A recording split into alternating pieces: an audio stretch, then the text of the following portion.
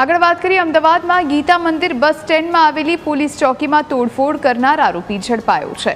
તોડફોડનો video viral થતાં ચકચાર મચી ગઈ। ચોકીના દરવાજાને નુકસાન કરીને ગાળાગાળી કરવામાં આવી।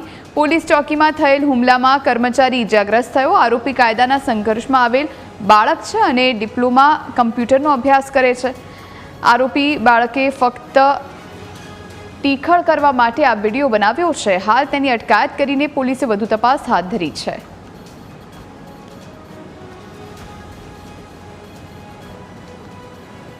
અમદાવાદના ગીતા મંદિર બસ સ્ટેન્ડ એટલે કે એસટી બસ સ્ટેન્ડ પરથી એક વિડીયો વાયરલ થઈ રહ્યો હતો। જે વિડીયોમાં એસટી બસ સ્ટેન્ડ પર જે પોલીસ ચોકી આવેલી છે ત્યાં એક વ્યક્તિ છે જે પોતે લાતો મારતો હતો અને પોતે ગુસ્સો કાઢીને જાતભાતની ગાળો બોલતો હતો। ત્યારે અત્યારે હાલમાં આપણે ઘટના સ્થળ પર ઉપલબ્ધ છીએ। તમે હાલમાં જે પ્રમાણે મારી પાછળ આ દ્રશ્યો જોતા હશો કે આ જે જગ્યા પર આ કાચ છે જે તોડવામાં આવ્યો ગતરોજ રાત્રિના સમયે આ સમગ્ર બનાવ છે જે અહીંયા બન્યો હતો।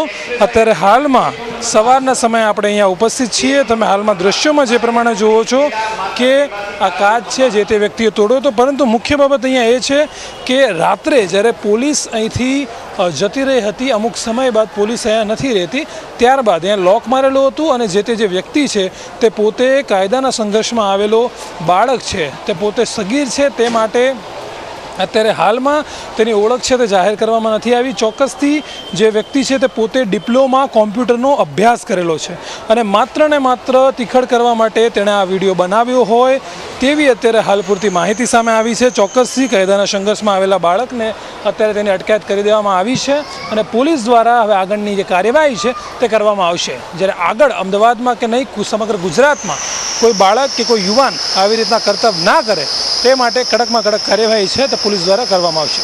કેમેરામેન ઓમ પટેલ સાથે મીર સોલંકી, ન્યૂઝ કેપિટલ।